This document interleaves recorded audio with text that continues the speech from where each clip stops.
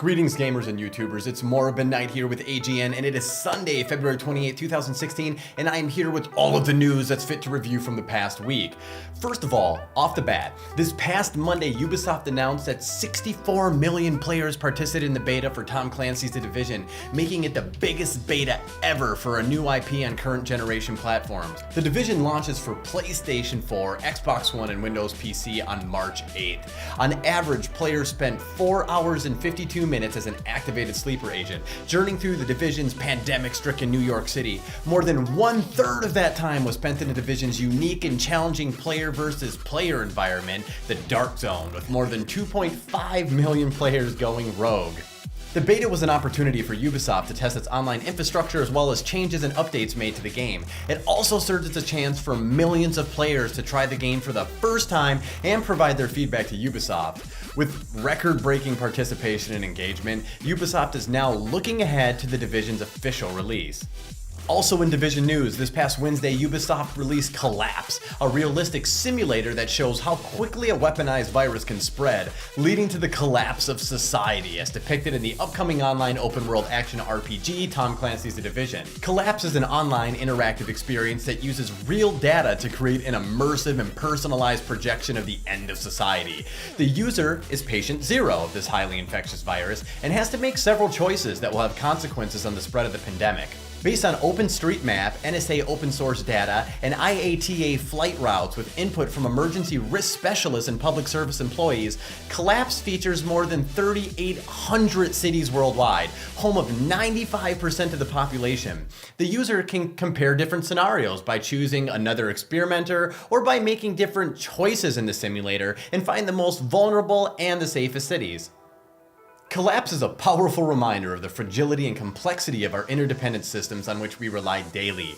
Power, transport, communications, banking, and hospitals. When one of them collapses, the other ones would fail in a matter of days. Collapse shows how fast our world would fall down in a case of pandemic similarity as to what happens in Tom Clancy's The Division, and they help the players understand the context of the game itself.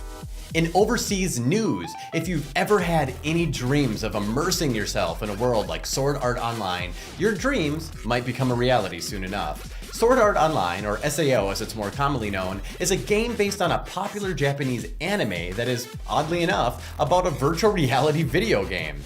IBM Japan has revealed plans for their virtual reality project Sword Art Online, The Beginning. Only we hope that this version will be decidedly less dangerous than the anime itself.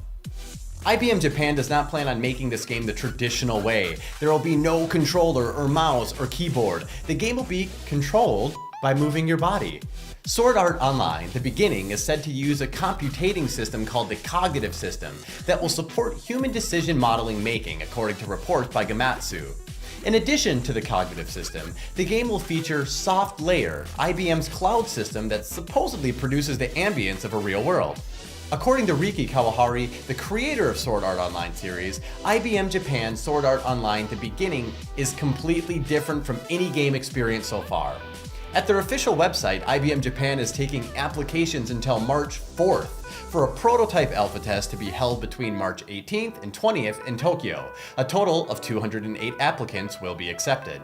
Finally this week, I leave you with a bit of gaming nostalgia. Atari announced this week that they will be attending the PC Gamer Weekender at London's Old Truman Brewery for the weekend of March 5 through 6 and bring their vault with them. The vault is a time capsule of over 100 Atari games that should be arriving on Steam this spring. We're talking Asteroids, Tempest, Centipede, and Missile Command, just to name a few. Perhaps some of you out there would like to show the Minecraft and Call of Duty generation a few moves. Also, accompanying the classics will be the upcoming Roller Coaster Tycoon World. The Roller Coaster Tycoon franchise is packed with exciting fan-favorite features and loaded with next-generation building and simulation elements, including a 3D spline-based roller coaster and a robust user-generated content experience. Well, that's all of our time for this week. As always, if you like this or any of our other videos, please hit like and definitely subscribe to us for way more weekly content. Please feel free to leave some comments below, as we would love to hear from our viewers. I'm Moribund Knight, and I'll see you again next Sunday for another episode of the Geekly Analysis.